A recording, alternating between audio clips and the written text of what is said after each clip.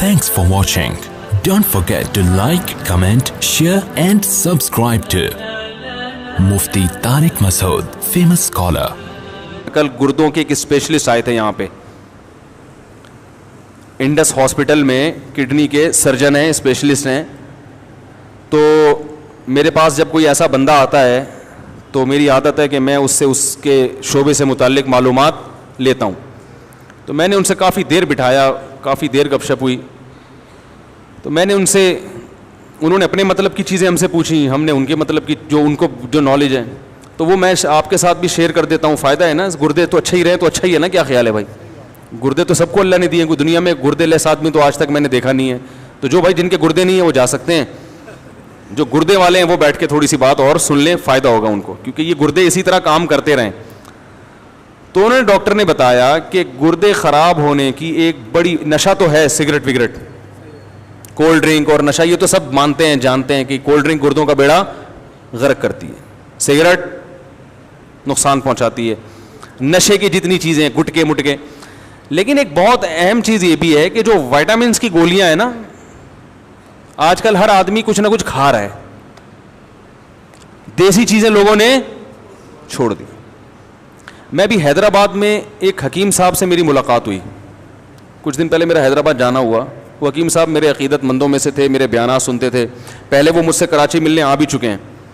یہ میں دیسی چیزوں کے فضائل بیان کر رہا ہوں آپ کے سامنے، کہیں یہ نہ ہو کہ آپ مجھ سے حکیم صاحب کا نمبر مانیں. وہ کسی کی پبلسٹی کے لیے نہیں بیٹھا میں یہاں پہ. تو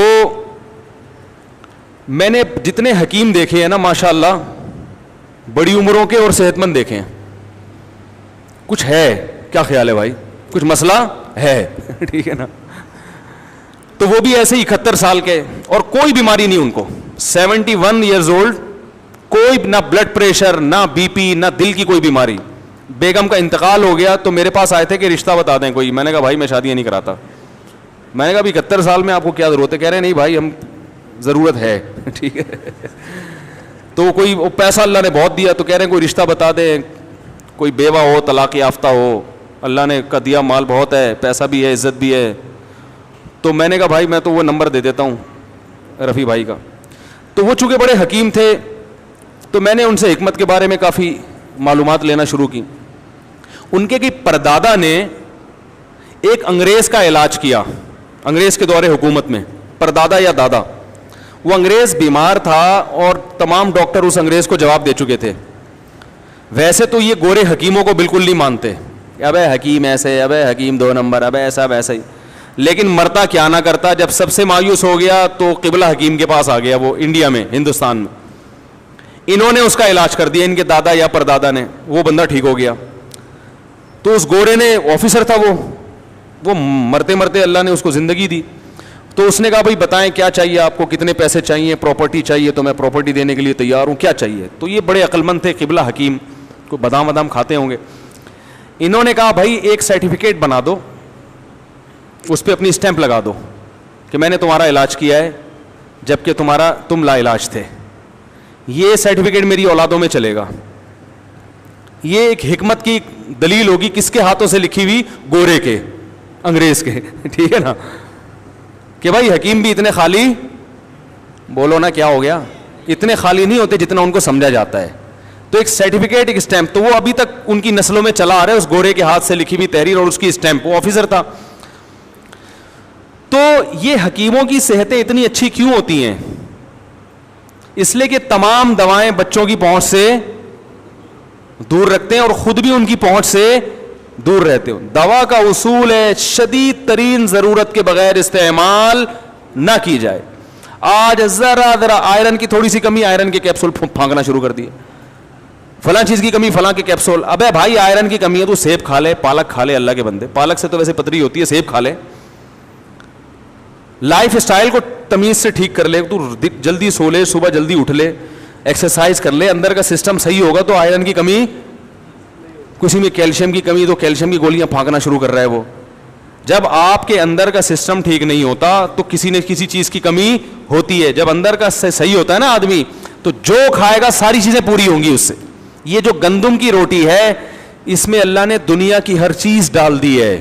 اسی سے ہڈی بھی بنے گی، اسی سے آنکھوں میں بینائی بھی آئے گی, اسی سے بال بھی گرو کریں گے. گندم کو, میرا ایک بیان سن لیں دوبارہ, آڈیو بیان ہے, گندم کی روٹی. تو جب اندر کا سیٹ اپ صحیح نہیں ہوتا تو پھر ساری چیزیں کیا ہو جاتی ہیں. تو انہوں نے بتایا, جو کڈنی کے اسپیشلسٹ تھے, کہ یہ جو وائٹامنس کی گولیاں کھائی جا رہی ہیں, یہ اس سے بھی کیا ہو رہا ہے, گردوں میں پتھری بنتی ہے. تو اور بہت ساری کافی مفید معلومات, اللہ ان کو ان کی عمر میں برکت دے, کم از کم ان کے گردے اللہ صحیح رکھے, ٹھیک ہے نا. تو انہوں نے میں کڈنی کے بارے میں اتنی اچھی معلومات دی. تو دواؤں, پیناڈول ہے, ذرا سی ٹینشن ہوئی, تھکاوٹ ہو رہی ہے, 2 گولیاں پیناڈول پھانک کے, ابے بھائی تجھے تھکاوٹ ہو رہی ہے, سو جا, تو آرام کر لے, تھوڑا گرم پانی سے نہا لے, کیا خیال ہے, تھوڑے پٹھے وٹھے کیا ہو جائیں گے, کھل جائیں گے, مالش کر لے, ٹھیک ہے. تو یہ چیزیں ہوا کرتی تھی. میں نے بڑے بڑے حکیم دیکھے ہیں, بوڑھے ایسی فٹنس. ہمارے محلے میں ایک حکیم, ہاں یہ مطلب نہیں ہے کہ ہر حکیم اس قابل ہے کہ علاج کرائیں, ان میں بڑے بڑے فراڈی بھی پڑے ہوئے ہیں بھائی. اسٹرائڈ کھلا رہے ہوتے ہیں مریضوں کو نا, دواؤں میں ڈال کے وہ ایک دم فٹ فاٹ ہو جاتا ہے. تو اس میں بہت فراڈ بھی بہت ہے, لیکن اس کا یہ مطلب نہیں ہے کہ جو حکمت کا طریقہ علاج ہے وہ طریقہ علاج ہی غلط ہے. بہت ساری چیزیں آج بھی, اور آپ کو ایک بات بتاؤں, حکیموں کے جو نسخے ہیں, کئی نسخے ایسے 1000 سال سے چلے آ رہے ہیں, اب تک کوئی سائڈ افیکٹ ان کا سامنے نہیں آیا. جوارش جالینوس 1000 سال پرانی ہے, حکیم جالینوس نے ایجاد کی تھی, یہ 1000 سال سے چلی آ رہی ہے. کہ نام کتنا اچھا ہے, جوارش جالینوس ہے بھائی. اور آپ کو بتا دوں 2-4 چیزیں گھر میں لا کے رکھ لیں, وہ کھایا کریں. اور کیا کھائیں آپ, خمیرہ گاؤ زبان, یہ صبح ناشتے کے بعد 1 چمچہ کھا لیا کریں. دماغ کی سیٹنگ انشاءاللہ کبھی بھی آؤٹ بولو بھائی نہیں ہوگی. بنفشہ شہتوت رکھ لیں, کھانسی وانسی ذرا سی ہو, گرم پانی میں بنفشہ شہتوت ڈال کے. اور کالی مرچ کے تمہارے ایک پورا اس پر بیان ہے, پھوڑے پھنسی ہو رہے ہیں, کالی مرچ اچھی طرح چبا کے نا نگل لیا کریں, یہ سب فٹ فاٹ ہو جائیں گے انشاءاللہ. تو بہت سارے, ہمارا جو کچن ہے اللہ نے اس کے اندر اتنا کچھ رکھا ہوا ہے کہ ہمیں دوا کی طرف جانے کی چندہ ضرورت نہیں ہے. ڈاکٹر کے پاس یا دوا کے پاس اس وقت جائیں جب بہت شدید مجبوری, اور بیچارہ ڈاکٹر بھی مجبور ہے دوائیں لکھ کے دینے پر.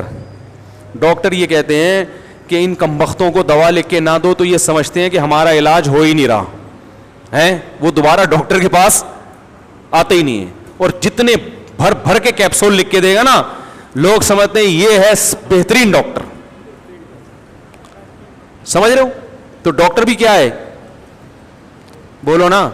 میں ایک ڈاکٹر کے پاس گیا, میری بچی کے وہ ایسے پتہ نہیں وہ پورے پھوڑے پھنسی کیا پورا عجیب سا ہو گیا تھا اس کا, گرمیوں میں نا اسکن خراب ہو گئی, چھوٹی بچی تھی. میں ڈاکٹر کے پاس گیا, ڈاکٹر صاحب نے کہا یار یہ جو گرمیاں ختم ہوں گی خود ہی ٹھیک ہو جائے گا. یہ ایک کریم لکھ کے دی, بس اس سے زیادہ کچھ کھلانے کی ضرورت نہیں, یہ ایک ٹائم پورا کر کے بیماری ختم. اب ایسے ڈاکٹر کے پاس لوگ جاتے ہیں, بولیں گے نہیں یار بچی کی اسکن کا مسئلہ, اور مجھے ایسے ہی بول دیا کہ یہ کریم لگاؤ اور بس جاؤ ٹھیک ہو جائے گا, اور وہ ٹھیک ہو بھی گئی. وہ تو ایسے ہی ڈاکٹر ہوگا, بیٹھتے ہی کیا کرے, سب سے پہلے ایک انجیکشن ٹھوکے, پھر اتنی دوائیں لکھ کے دے, پھر یہ صبح شام. ایک نفسیاتی اثر ہے, لوگ اس سے زیادہ متاثر ہوتے ہیں. تو ایلوپیتھی کی بھی بہرحال ایک طریقہ علاج ہے, لیکن حتی الامکان کوششیں کیا کریں بھائی, چھوٹی موٹی بیماریوں میں دوا کھانے کی کوشش نہ کیا کریں, ویسے ہی ٹھیک ہونے کی کوشش کیا کریں, ٹھیک ہے. پرہیز کے ذریعے, کالی مرچ کے ذریعے, لہسن کے ذریعے.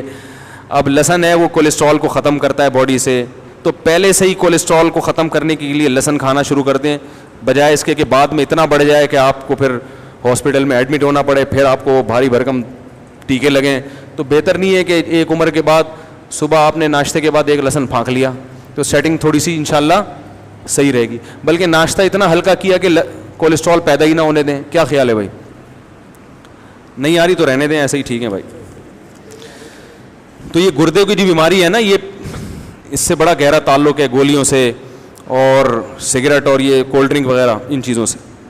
ہر دوسرا تیسرا آدمی گردوں کا مریض بنا ہوا ہے. اور یہ جو پریگنینسی میں خواتین کو گولیاں کھلائی جاتی ہیں اکثر وٹامنس کی, ان کی زیادتی پھر بگاڑ دیتی ہے کیس. ان عورتوں کے کڈنی میں مسئلہ ہوتا ہے. پرانے زمانے میں خواتین کو پریگنینسی ہوتی تھی, دیسی گھی کھلایا جاتا تھا, پھل فروٹ کھلائے جاتے تھے, بچے کی ولادت کے بعد بھی وہ دودھ جلیبیاں لائی جاتی تھیں. اب یہ تکلفات لوگوں نے چھوڑ دی ہیں, اب وہ ٹیبلٹ پہ آ گئے ہیں. بھائی ٹیبلٹ تو پھر یہی کرے گی, دودھ جلیبی کھایا کرو. مفتی طارق مسعود صاحب, میرے والد صاحب خواجہ تقی الدین شدید علی ہیں, اور ان کو ڈائلیسس میں ڈال دیا. اب دیکھو یہ بھی ڈائلیسس کا کیس ہے نا گردوں کا. اللہ تعالیٰ ان کو شفا عطا فرمائے. دل سے دعا ہے بھائی. ڈائلیسس پہ جانے سے پہلے کڈنی کا خیال کر لیں تو زیادہ اچھا ہے میرا خیال ہے. Thanks for watching. Don't forget to like, comment, share and subscribe to Mufti Tariq Masood, famous scholar.